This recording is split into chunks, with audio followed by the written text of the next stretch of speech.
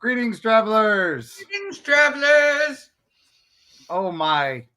I'm Yeah, wearing here we my are. Oh, Nope shirt that was given to me by Carrie and Mark, which when we get these videos eventually posted, you'll be able to see it in its full glory. But I decided because of the content of today's episode, we are going to nope out of this situation.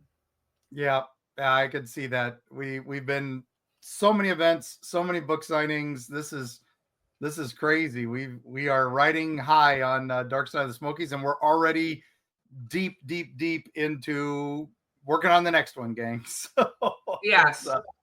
yeah, we are traveling this month to lock in the route you will all be following, and can't wait for y'all to see how it goes. Carrie and I will be making sure we do not drive over any Turkey Gap lanes in Virginia that almost killed me, or anything like that. Oh, I don't even want to know what that means. But I was going to say what's been interesting is the stories that have come to us since we started talking about it. So, you Yep. know, we did our dark heart. We're going to be moving around the country a bit, but we're always going to come back and revisit places and, add to and hopefully not take away from a lot of the stories. But it's been fascinating, everybody coming up and going, what about this? What about this?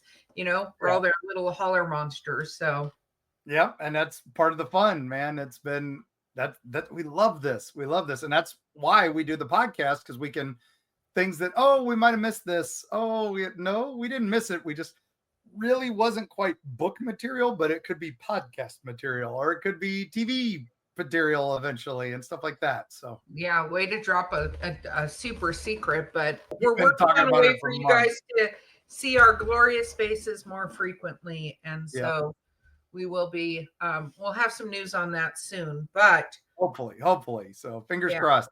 But yeah, I would normally say, here we go. But I almost want to say, avast me, travelers, because Oh, we're pirates today, huh?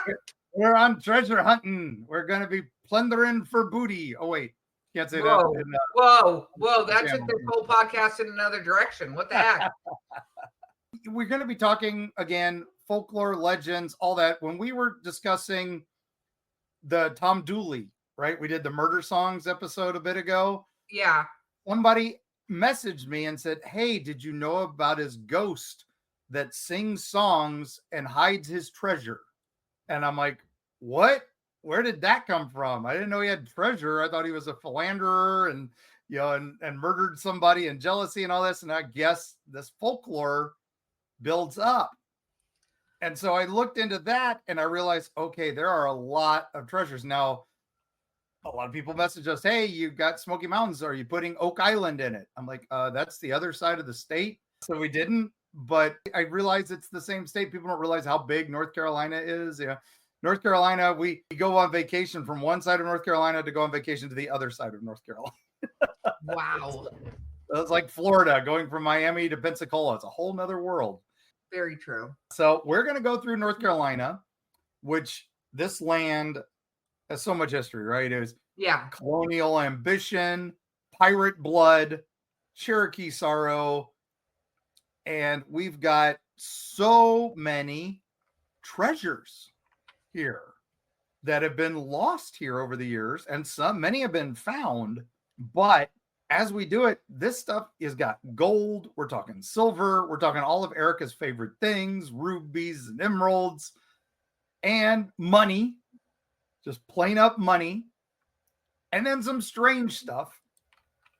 And almost every one of them has a curse or a ghost with it. I adore that.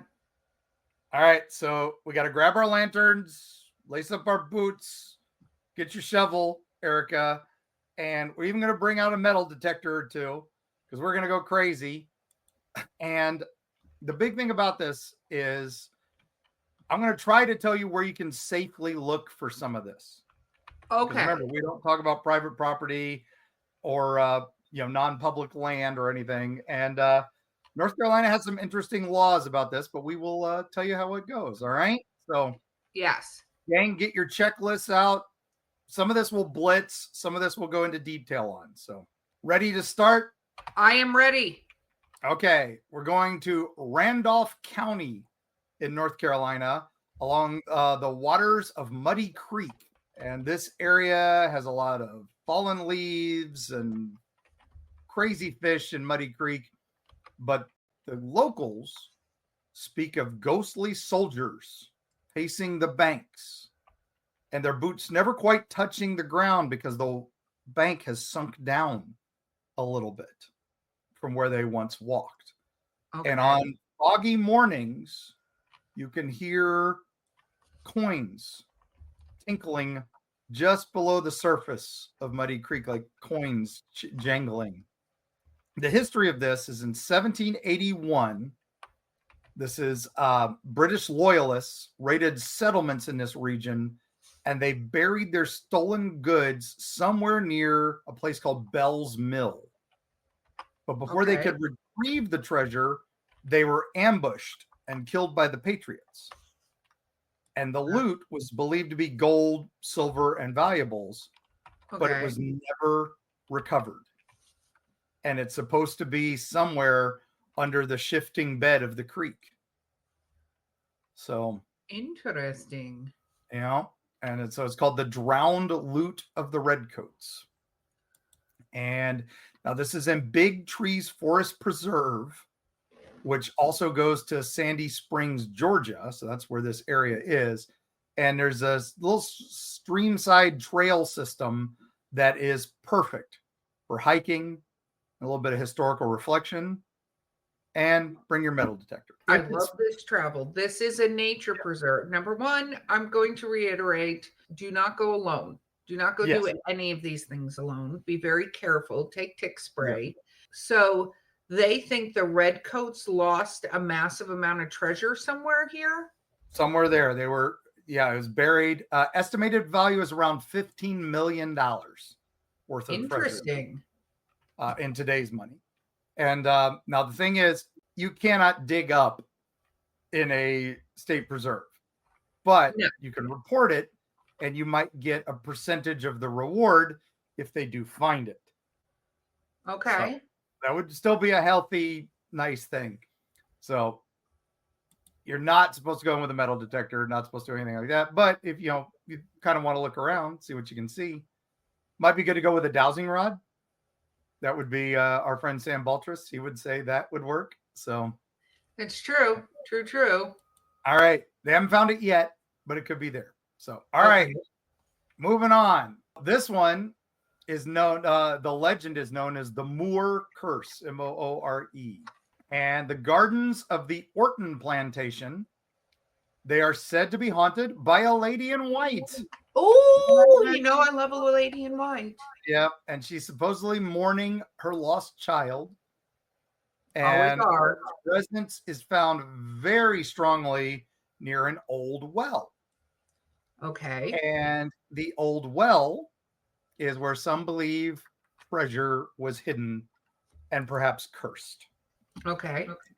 So the Orton Plantation, back in the Wayback Machine, was built in 1725 by Roger Moore, not the British James Bond actor, but I was going to say, is this James Bond? Yeah, exactly. This guy was a wealthy colonial landowner, and his plantation was a symbol of power and very much of prestige. And he allegedly buried his fortune somewhere on the property to protect it from pirates. And the estate was destroyed. That's ironic, isn't it? Yeah, exactly. The estate was destroyed and rebuilt, but the treasure wasn't found when that happened. Or if it was, somebody kept it super quiet, right? Now, there is the Orton Creek Preserve, and this is in Southport, North Carolina.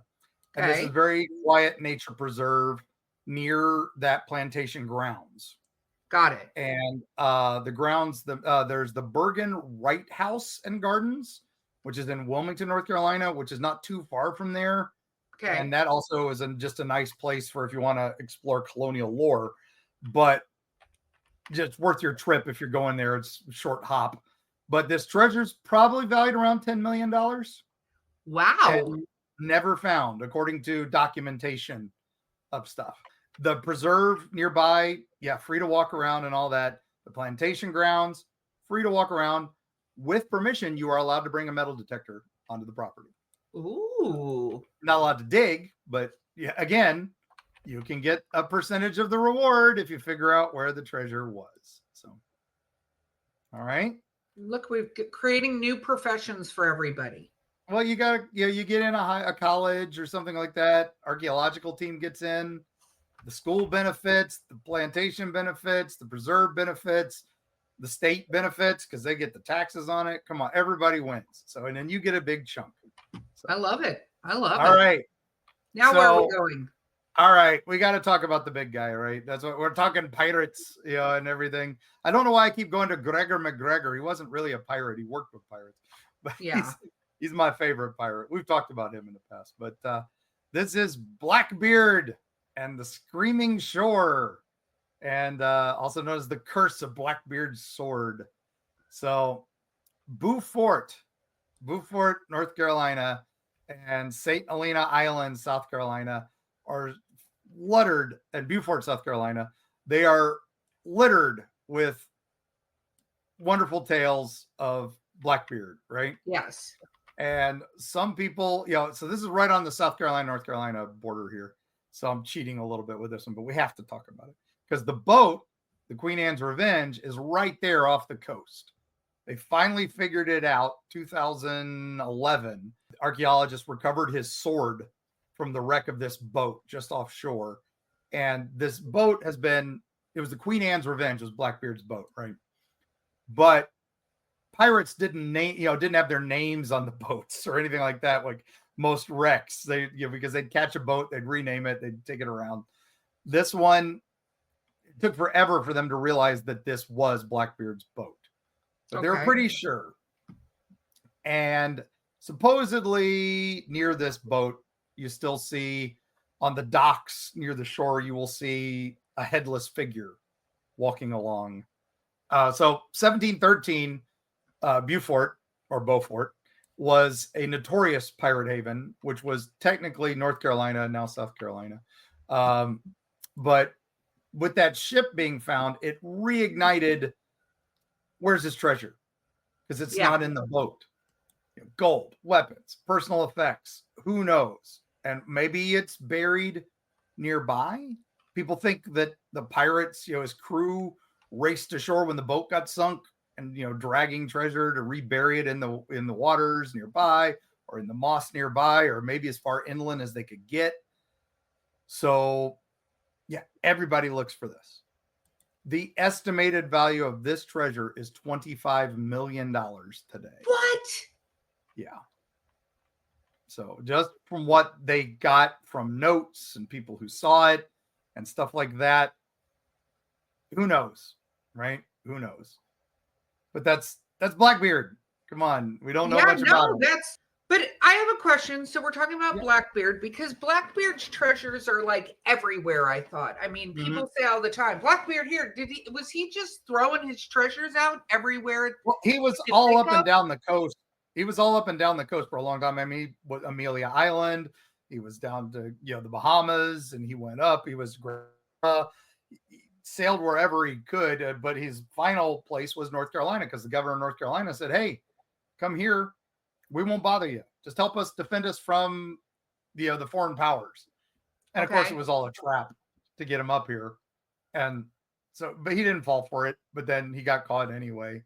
All that. So, but his treasure is supposedly all over. But he's very much like our Al Capone ghost or an Elvis ghost. If you're a pirate ghost, I'm Blackbeard. I'm totally Blackbeard. Yeah. Our cosplaying ghost theory, right? Well, and I think what's fascinating about that to me is that, I mean, it's entirely possible. Like, we assume that this pirate was organized and didn't just go around, planting stuff everywhere. He might have, though.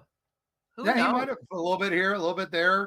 If you're being chased around by guys, you just want to have a little, all right, I'll put a little stash here, a little stash there. It could have happened. I don't know. We don't know. That's the thing with these pirates.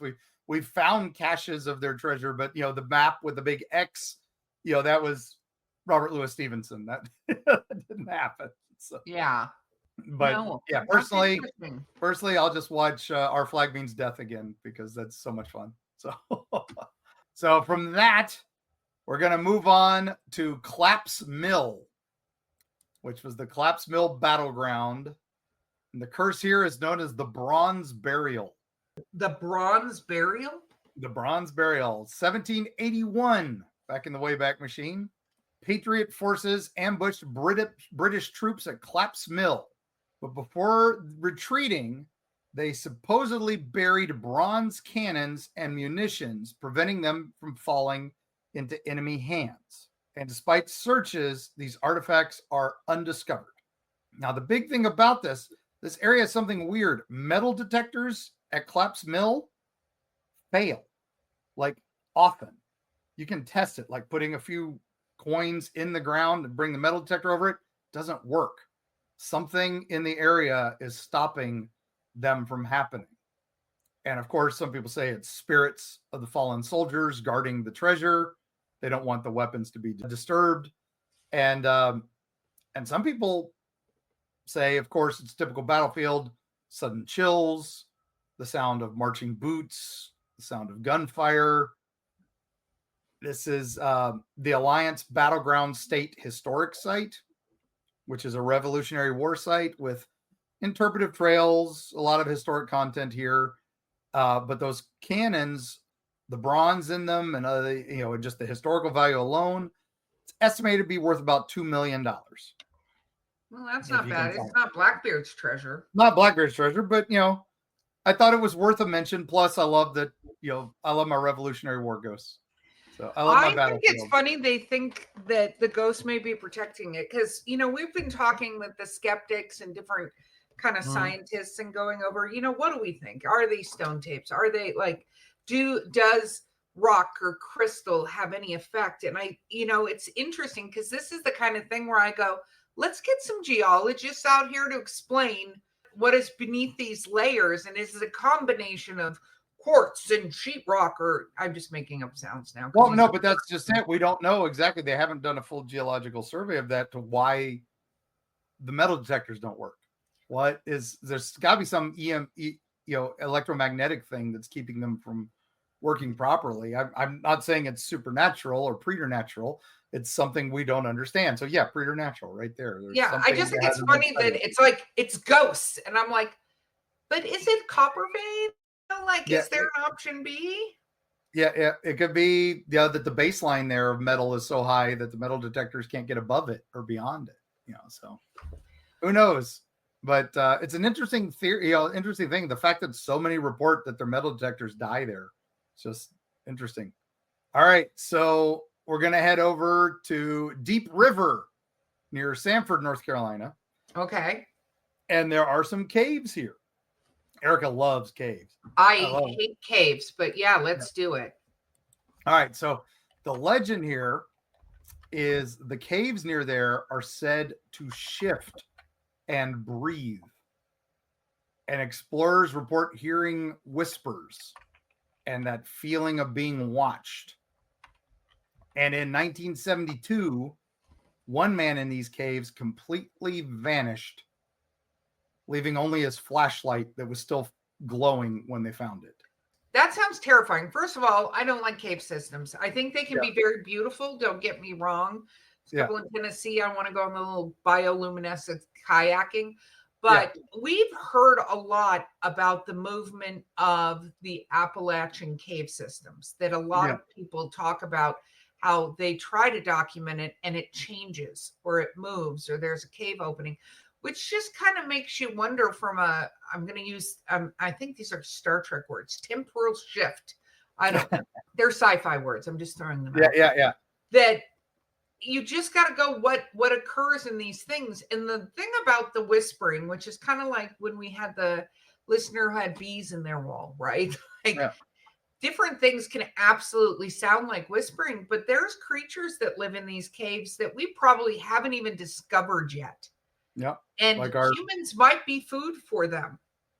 It's possible. And also, we're still in an active fault. I mean, how many earthquakes have we had? I mean, they're minor. It's not like California because Appalachians are old and they're pretty much settled, but things still happen and cave shift. But anyway, we're going to go back in the Wayback Machine to 1781 again. This is a common year for us. Okay. David Fanning, who was a loyalist commander back after the Revolutionary War. He terrorized the patriot communities during the Revolutionary War. But here he camped near Deep River and supposedly buried stolen goods from all his raids, silver, weapons, and personal loot. And then he fled to Canada with a little bit when they caught him in Canada. Okay. But most of it, he didn't have most of his treasure. And so this treasure has never been recovered. But he said he put it in caves near Deep River in North Carolina. So to get you in there, Erica, how about a value estimated at around $10 to $15 million? Okay, I might go into those caves. Caves. Now, Deep River Park is this nice little riverside area with 24-hour access. So you can do quiet exploration there. Again, it is a public park. So if you do find anything, it's going to be seized by the state. So you'll get a percentage of that. The caves themselves are very, very limited access. So you do have to have permission. And again, you're not going to be able to go in there with a shovel or pickaxe or anything, but you can go looking, you can go exploring. So, all right. And I think too, I mean, obviously the money would be fantastic for anybody. Even a finder's fee of the money would be fantastic for anybody. But I also think the adventure of it, if you're careful and go do this the right way, and buddy system, all that could be a fun adventure because treasure hunting is fun to do. Mm-hmm. So yes, I think fun adventure with all of that. Yeah, I'm loving this stuff. So yeah, that's why I was reading this stuff. I'm like, these are great ideas for just visits or travels, right? It's like Eerie travels. It's like what we talk about. It's crazy, right? I love that. Okay, you're gonna love the name of the next one. Okay. Snowbird Mountain. Snow, S-N-O-W or N-O? Snow, S-N-O-W, Bird Mountain. That's cool. I at first thought you said No Bird Mountain, and I'm like, how would they know there are no birds there? Like, how's that possible? No, Snowbird Mountain. I thought you'd think Songbird, since you're such a fan of that. So because this isn't too far from District 12. Yes, may the odds be ever in your favor. Yeah. So anyway, Snowbird Mountain, supposedly you hear a singing voice up there, a sad, mournful singing. It's some say it's some princess of the Cherokee mourning the Cherokee dead from the Trail of Tears. And they found a silver pendant in 1983 up there, and it was etched with symbols no one could translate. Still no one can translate. Okay. And similar to the symbols on Judaculla Rock. So, which we know is from some pre-history tribe that made the carvings there, or Judaculla, maybe the Tuscaloosa, he with the slanted eyes of the Cherokee. So anyway, we'll get that's in our book. You can pick it up. Dark Side of the Smoky Mountains, available from bookstores everywhere. I love how you just slid that in. By the way, oh yeah, we got it. We're going to be doing that for at least 2 years, gang. But anyway, I still do that with my Florida books. But anyway, there was a smallpox outbreak way back, and the Cherokee leader, his name is Santichi, according to Kathy Littlejohn, and he supposedly stored silver somewhere in a cave on Snowbird Mountain. Now, he'd been famous because he was gifting people with silver items, including the early settlers. He would gift them with silver. And the source of this wealth was hidden, never found. Oh, wow. And I mean, there was a lot. And there's a lot of people who said this, go see this chief. He'll give you a silver goblet. He'll give you a silver cup. He'll give you silver things. And go up Snowbird Mountain. So this crying wind is up there. That is what you want to listen for. But if the cave exists, it's never been found. So it's not up there. There are no caves that anybody has found on Snowbird Mountain. But just from the items they found, they estimate he probably had about $20 million in silver, something up there. What? So, yeah, pretty crazy. All right, we're going to do one more before the break because this one, close to home over here in Western North Carolina, this is the town of Etchoe, Etchoe, which some people call Ocoee near us. That's the more, our version of it. But that is now the town of Franklin. What? In Western North Carolina. Now, the town itself is, as we discussed in our book, Dark Side of Smoky Mountains, available in fine bookstores everywhere. The town itself is supposed to protect the Cherokee from intruders, right? It had the Nicowassee Mound, and it had the Nineveh send soldiers out and stuff like that. Paths vanish, equipment fails. Yeah, people report glowing eyes watching from the trees around here, and many believe that's the spirits of the displaced Cherokee guarding their sacred ground here. This is also a place with a lot of Bigfoot sightings and Sasquatch sightings and all that. Now, Etchoe was this thriving settlement until it was destroyed by the Rutherford Trace, where they just chased everybody out. And that's before the 1800s, long before the Trail of Tears and all that. This was before we even were a country. So before their forced removal, though, the Cherokee were said to have buried golden idols that were sacred to them and had been gifted to them by a lost tribe. So possibly the Moon-Eyed people or some other tribe. And they had a dozen of these, maybe more. And they were supposed to be protecting them and helping guide them. But these ceremonial items were buried around the Franklin Valley. Okay. The exact location unknown, but the estimated value of each idol, each one, is estimated anywhere between $1 and $2 million. And if there were a dozen of them or more, do the math. Yeah. Now, the problem with this is that 90% of Franklin is private property. And then the rest is Appalachian Trail or Bartram Trail, which are national property, state property. So if you find it, you got to give it up. And you're not going to be able to dig on all the private property around here. You will be shot. Agreed. So this one's probably going to be safe for a while unless somebody discovers one, and then it's going to be all over the place. I keep waiting for somebody to dig a well or building. They're just building a new high school in town, and they're uncovering a hill that they'd never uncovered before. Yeah. Who knows? It's who knows what's going to happen. But I love the idea of finding golden idols. That's very Indiana Jones, right? It's the Shankara stones. And they are supposed to be protective items. So maybe that's why this area has protective spirits and stuff like that, Erica. It's the equivalent of putting the railroad spikes in the ground for the area. I think that makes sense, but I almost kind of wonder, it would be an interesting, and maybe you already talked to her, but talking to like Kathy Littlejohn and going, they didn't do their job, those idols. And I mean, I hate to say it, they didn't do their job. They were supposed to do this thing and they didn't do their job.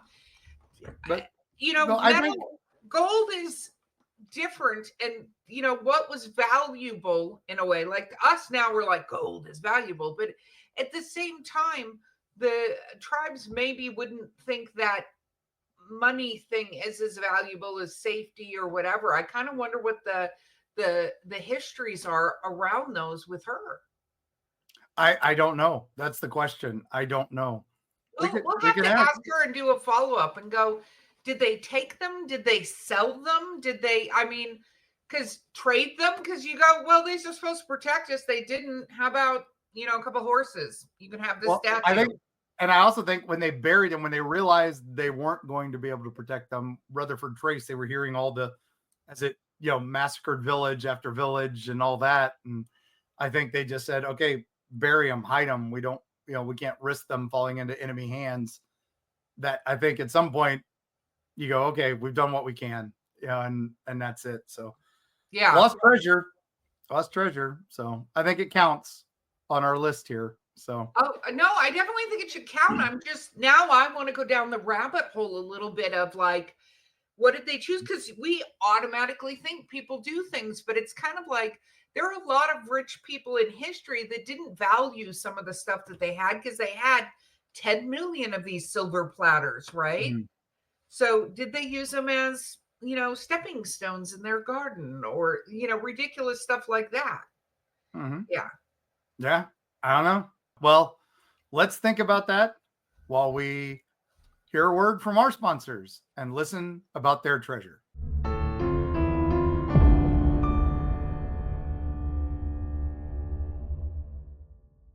Prepare to be devoured. The Wolves of Wharton is a 6-part complete book series by Eerie Travels producer Bo Lake. It has been called dark and visceral, steamy, dramatic, and a fresh take on the werewolf mythos. If you like action, adventure, a large serving of body horror, and some steamy relations, the Wolves of Wharton series is for you. Pick it up wherever books are sold or at linktree.com/Bo__Lake.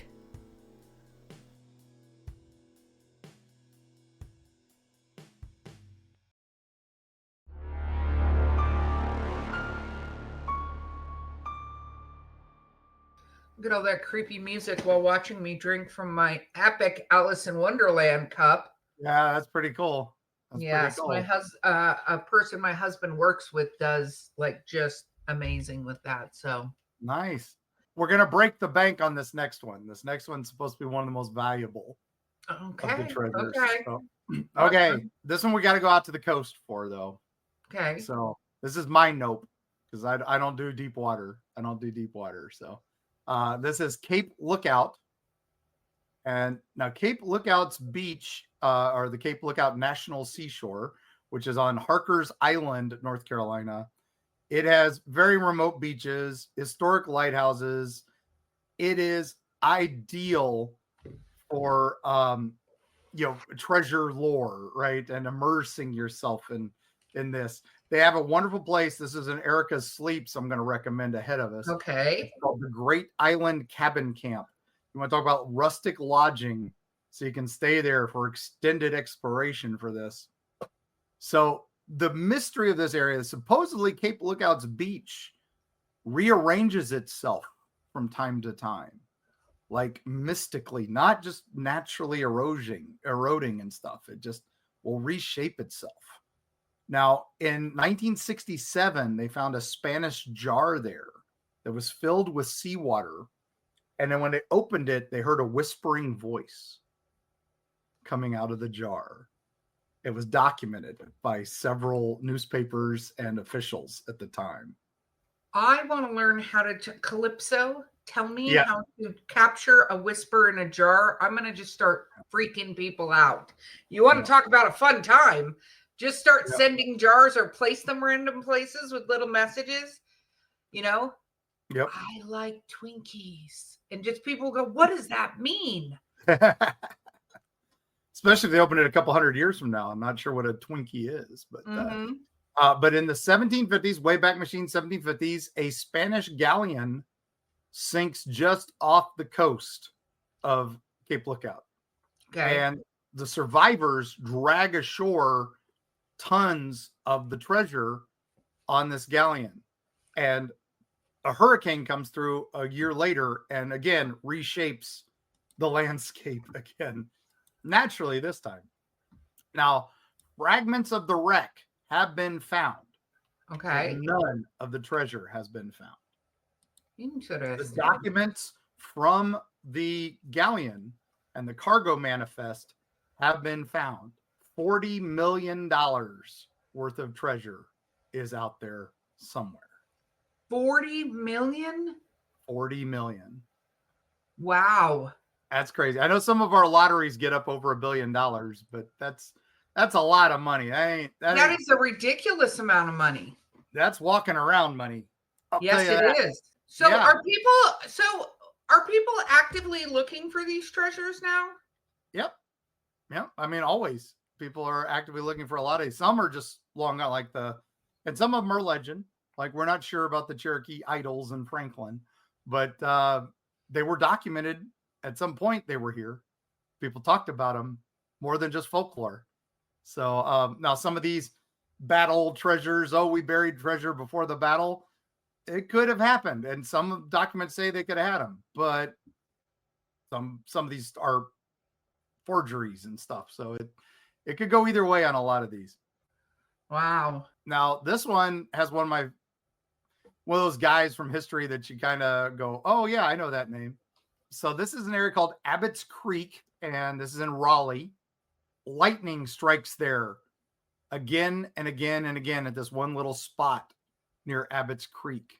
So it's kind of like the Caves Code spot with the lightning, lady. That's why I stumbled on this one, because I was looking at the lightning lady and somebody talked about this. But this is the lightning soldier. He is a spectral soldier who walks the banks, and he is usually soaked and sobbing, and he's like watching the shores for something he lost, and then he gets struck by lightning and then disappears. Wow. So now we go back to 1781 again. Hey, this year keeps going. And British troops are under General Cornwallis, and they're camped near this area of Abbott's Creek. And they buried barrels of gold and silver to protect them from looters. Sound familiar? This is the same story again and again and again. And again, the treasure was never retrieved and is supposed to still be lying there under the soil. Now, if you go to the down, you would think, and like, if somebody really wanted to go super on this, they could also look at like geological changes and where was this place when they said it was this place, and has there been any shifting or earthquakes that would have like unleveled it and moved it a different it's fascinating to me that there's money just laying about the place. And this is all within, like basically 100 years time, early 1700 or mid to late 1700s for most of this. And Cornwallis, he's a historical figure, quite a bit of Revolutionary War stuff. Now, there is, if you go to Abbott's Creek Community Center there, that's kind of would be your base right there if you wanted to go out and look around, because that's near where it should be. And that's where the ghost is seen, because a lot of people are there at that community center and see the weird lightning striking. That's where they see the figure. And I figure if anybody's looking for the treasure, it's going to be that guy. Right? Yeah, no, true. All right. Treasure for that's worth around 12 million, they estimate. 40 million kind of makes some of these others not so big. So, okay, now we're back to Blackbeard again. This one's related to Blackbeard, apparently. This one is kind of tenuous. Blackbeard adjacent treasure. I like it. Blackbeard adjacent. And this is Elizabeth City. Okay. And I am going to butcher the name of this. The Pasquotank River. Pasquotank. Again, we love these native words. Travelers, feel free to contact us and tell us what the correct pronunciations are. Yeah. We would be delighted to learn. I read the signs when I'm there, and I have no idea what they mean, and then I forget to ask people later. But anyway, this one has a grim, a black dog with glowing eyes guarding the riverbank. Wow. And it vanishes when approached, but it leaves behind scorched paw prints like a hellhound. And many people say, oh, that's Blackbeard's familiar, protecting where he hid his treasure along the riverbank. So now it is theorized that he could have got some of his treasure here before his boat got crushed out that way. So locals have found some coins and some artifacts in the area, which do suggest there might be more treasure hidden here. But the exact location, completely unknown. But folks all over Elizabeth City claim the black dog is guarding Blackbeard's treasure. If it is, that could be a big chunk of Blackbeard's treasure. So we're probably looking at 5 to 8 million in that area. It's interesting. Yeah. I have to say, this whole like his hellhound familiar, I'm like, really? Yeah. Now, if he grimmed that crap up and buried a dog next to it to protect it, like we hear for cemeteries and stuff like that, That could be a different story. Why don't we twist it and change it to that? He buried a dog with this treasure so that he had a grim to protect it. Dun, dun, dun. That's exactly where I go with that too. So like all right. So next one is kill dogs and bury them thinking they're going to protect. Like don't do that. Protect your stuff. No. So Plum Point. Now this is a fun one. There was an area there that was called the Pirates Bank Vault. Oh. So Plum Point, North Carolina, they had an area there that was a favorite hideout for pirates, including Blackbeard. And so far, they have discovered over $10,000 in coins and artifacts recovered from the area.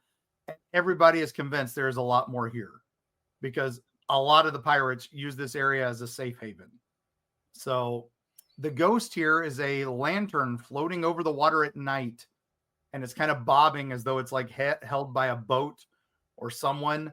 And those who follow it report missing time and winding up on the shore, soaked, confused, their boat next to them, like they fell ashore and someone dragged them ashore and stuff like that. Interesting, so right? If you're going to do this, have a land team and a sea team and see what happens from the land team's perspective and the sea team. Science people, let's try to get these experiments done correctly. Yep. And there's a couple Erica sleeps here. There's the Bonner House and the Bath Creek Overlook. And they give you a nice overlook so you can look out for the lantern. You can look out across the water. The inn on Bath Creek there, they offer kayaking and bike rentals. If you're going to explore Bath Creek and Plum Point, that's a safe place to go from. There are some crazy walking trails there, and they'll give you some historical immersion. But the place you want to check out is the St. Thomas Episcopal Church, which is the oldest church in North Carolina. And they have a ton of artifacts and stuff like that, including some pirate items that they found from the lost bank of Plum Point. So pretty cool. All right. We got to go after Blackbeard's best friend. If you watch Our Flag Means Death, his frenemy, friends to lovers type thing. Maybe. This is Stede Bonnet, the gentleman pirate. I don't know if you guys know about Stede Bonnet. No, give a brief summary. He was a pirate ally of Blackbeard, and he was basically, unlike most pirates, which came from poorness, he was rich and sold all this stuff to build a fancy boat. And it had a library on his boat. Nobody brings books out to sea on the pirate ship. And he had a wardrobe so he could change clothes on his pirate ship because he thought it should be gentlemanly. Blackbeard, story goes, he was kind of using him as kind of oh man, this guy's an idiot. I'll stick with him. But if you watch Our Flag Means Death, they did a humorous but surprisingly historically accurate version of their story. It's pretty cool. But anyway, the famous thing here is Cape Fear River. If you know that movie, if you know that book, if you know all that. But anyway, Stede Bonnet is attached to this. That's a whole other horror story there. But Stede Bonnet, okay, so he may have buried treasure somewhere near what they call Buccaneer Point in Cape Fear. And in 1930, a young man found gold coins in the area, which sparked renewed interest in looking for Bonnet's lost hoard. Now, we never heard if Bonnet had a huge lot of money that he had ever acquired as a pirate, because he was kind of a failed pirate off and on, but occasionally he'd hang out with Blackbeard and get some good wins. But the ghost in this area says that sometimes Cape Fear, the river runs red. I mean, that's a story we heard in the book and all that. But the fishermen speak of a man in fancy dress, like a pirate, fancy pirate costume, drifting downstream with his eyes open. But the creepy part is his mouth is full of sand, and sand is just dripping out of his mouth. So maybe Stede Bonnet, I don't know, but I don't love that at all. Yeah. So Zeke's Island Reserve is right near there, Southport, North Carolina. That's a nice preserve, and it does boating and allows beachcombing there. And then the Cape Fear River Trail Park, which is in Irwin, North Carolina. That's near where the pirate ghost is seen. So that somewhere on there could be Steve Bonnet's treasure. We're using quotation marks as we say treasure on that one, since estimated around 15 million if it really is what they think it was. So, all right, I'm gonna blitz a few of these now because we're running along. I'm just gonna say them quick. So, again, I'm gonna butcher some of these. Ocracoke Inlet, which is an inlet that glows on moonless nights. And many people say it's Blackbeard's crew because this is where Blackbeard fell. This is where he was killed in 1718. Before the battle, supposedly his crew, this is another place where he might have buried his treasure. And centuries of searching, nobody's found anything there. Again, that could have been part of that $25 million Blackbeard treasure. And that's near Elizabeth City as well. Topsail Island. Now, this one, after the storm, strange footprints appear. And they're like Bigfoot footprints, too large, too deep. And they seem to be going nowhere. And again, this area is full of shipwrecks and other things off the coast. In 2018, Hurricane Florence pushed up a bunch of coins and artifacts up to the surface. So many people think there's something buried out there. The Topsail Island treasure, so far, they found about $5 million worth of stuff here. So interesting, right? And this is a nice, Topsail Beach Park, great place. Museum right there is the Missiles and More. You want to learn about pirates and military history? Missiles and More Museum on Topsail. Awesome. Worth your trip. I love the name, Missiles and More, right? Yeah, no, totally. My kind of museum. All right. Caswell Beach. Okay. This has the lighthouse's long shadow. It casts this strange shadow that doesn't match the shape of the lighthouse. So some people say it's a portal or some sort of warning. Okay. But people near it tend to report sudden nausea and disorientation. And this is at the Caswell Beach Lighthouse. This is near Oak Island, the infamous location to hold pirate treasure. But I think Caswell Beach, less explored, may conceal better location of treasure and stuff like that, because that's something weird that we can't figure out. Too many people have reported this. It's an amazing location, public beach, all that. If you watch Oak Island and you know all the craziness there, this is something else. Okay. So now we're going to blitz a bunch real quick. These don't really have as many ghost stories, but I'm going to give you a quick. The El Salvador shipwreck. Again, This is in Beaufort Inlet. They estimate it's about worth $20 million. Again, go to the public beach near Beaufort if you want to look for that one. Ghost lights in the area. All right, this is a big one. The Confederate Treasury of Wilkes County. Gold vanished from the Civil War, and supposedly a spectral soldier is guarding it. And this was money looted from banks and citizens to fund the Confederacy. The estimated value of this is in Wilkes County, North Carolina. The estimated value is over $100 million.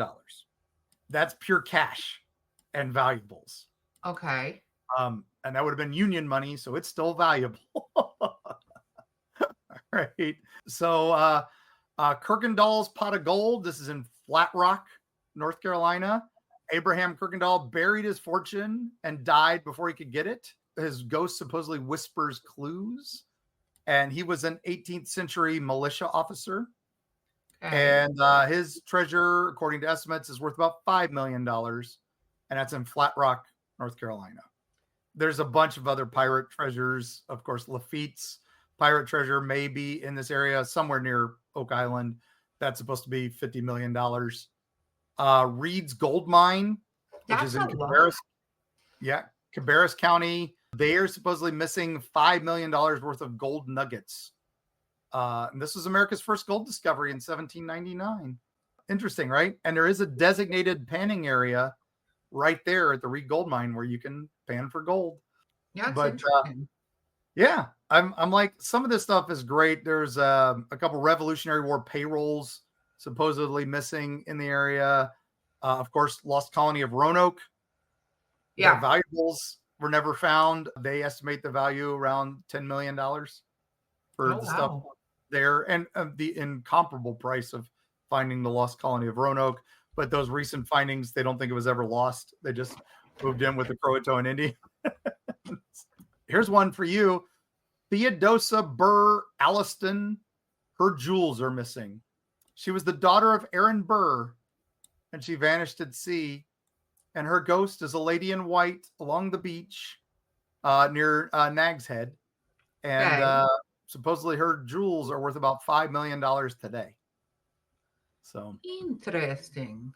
Yeah. And now back to Tom Dooley, or Tom Dula, the legend that I got, somebody said, which is he's a Confederate soldier and folk hero. But yeah, we know he was kind of a cad and all that. Executed in 1868, immortalized in the song Tom Dooley. Supposedly, he had a treasure worth about $1 million today, buried somewhere near there. Now, the one story I got that is probably the most valuable is the Great Dismal Swamp of North Carolina, which is the greatest name ever. Supposedly, the Spanish conquistadors coming through the area, our wonderful guys, Ponce de Leon and Narvaez and Hernandez, they got all the way up here, some of them, and they lost a lot of ink and gold somewhere in the swamp. If that is true, the value is estimated at over $200 million worth of gold. Oh my God. Lost somewhere in the Dismal Swamp. I don't know if you want to head out there into the Dismal Swamp. I absolutely do not want to head out to the Dismal Swamp. Yeah, it's a little crazy. So, all right. So let's get in real quick before we wrap up. Let's get into the laws here on treasure hunting, right? So maritime law is the law of salvage. So if you discover a shipwreck that has been abandoned, it is, which is, you have to prove it's been abandoned. So that's a pretty high legal bar. You can claim full ownership. So, but you have to strong evidence that the original owner has relinquished all rights. And if it's a foreign vessel, that country ain't going to relinquish all rights to it, right? That's true. Yep. So, but the law of salvage now, if you find one that hasn't been abandoned, you still get the reward, usually 10 to 25% of the value, but you won't get ownership of it all.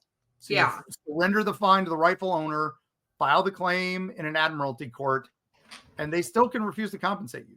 But wow.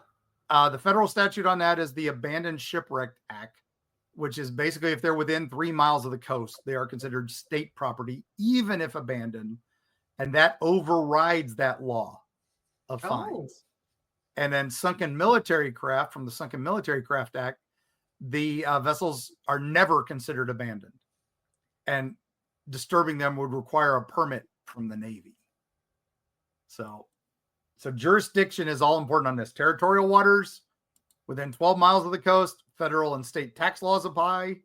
So, and government can claim it from you.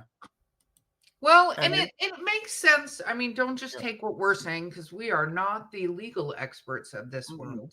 To look into what it is, how to do it, how to properly document what you're doing, making sure you're not on private property. Like, you want to do all the little things to see how that goes for you. Yep. All right. So now back on land, private property, right? Mm-hmm. Landowner Protection Act, 2011. You must have written permission to hunt, fish, trap on any posted private property. That also includes treasure hunting. So watch out for that. And you'd also be considered trespassing. And that's a criminal offense. And wildlife officers can issue citations on site for trespassing. So wow. Well, good to know. Yeah. Now the Endangered Species Act you have to consider. So if you disturb a habitat of a protected species like the red wolves or the flying squirrels or the hellbenders, it's illegal. Excavation will require environmental permits. Okay. And if you use illegal methods like explosives or metal detectors in protected areas, that will violate state conservation laws and you will be in trouble. So I don't love any of that. Now riverbed ownership. So if you're searching those riverbeds, navigable waters, the North Carolina defines navigable broadly. So if you can float a kayak or a canoe on it, it's considered public under state law. Okay. But non-navigable waters are usually privately owned. So if you're digging in those without without legal consent, landowner consent, you're trespassing again. So best practices, right? We got to do that. Yep. So always obtain written permission from landowners or leaseholders. Always.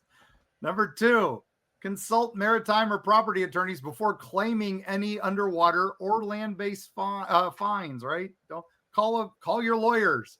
Avoid military wrecks and protected habitats. Period. Done. Don't worry about it. File claims in admiralty courts for any underwater fines, and use your GPS to verify if you're on public or private lands. There are tons of apps that will show you if you're on public or private property, all that.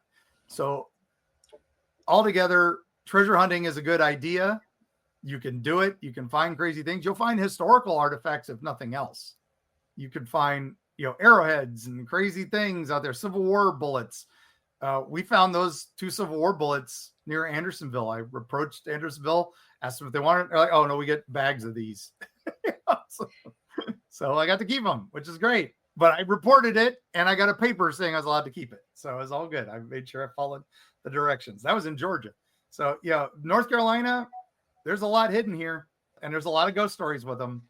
And it sounds like kind of an epic adventure, not gonna lie. No, I've been to a lot of these places, and I didn't even know there were ghost stories or treasures there. So that's how it goes. I've been to all these places. So, wow, man, travelers, I hope you had fun with that. There's a lot of cool places to go visit. Plan your epic treasure road trip and tell us what you find. And yes, say hi please, to ghost for us. Yes, absolutely. All right, Erica, you got any ideas for treasure hunting? Well, of course, I always have ideas for treasure hunting, but I think that I want to stay away from all the ghosts. So I'm good because who knows what you'll bring back with you. So if you are doing this, just remember that you could disturb something, whatever it is out there, and use your proper protections as well. Your iron, your intentions, whatever crystals, whatever it is. Just make sure you state the intention that even if you find something that you get to report or take to somebody, that you don't want anything else coming with you back with it. Yeah, good call. And don't forget your lovely friends at Eerie Travels who turned you on to this, just in case when you become a gazillionaire, you want to become one of our patrons. Yep. We welcome all patrons. So thank you, Patreon members. Thank you, Patreon members, for being our treasures. We love you all and keeping us afloat here. Thank you, new people who've shown up from our recent experiences and travels, and hope you found treasure in our books and some of our appearances. We treasure all of you. And please like, share, subscribe, send this out to everybody. Tell your friends about the podcast. We love to have new travelers all the time. And we are getting flooded with listener tales already and even more listener questions. So thank you all. Go to the Eerie Travels website to see where we're going to be. And with that, I'll leave us with this. North Carolina's treasures are just more than gold. They're echoes of history. We've got mysteries out there. And if you're seeking them out, tread lightly, respect the land, honor the legends, and remember some treasures are meant to stay buried. And until next time, may your shovel strike true, and we'll see you on the other side.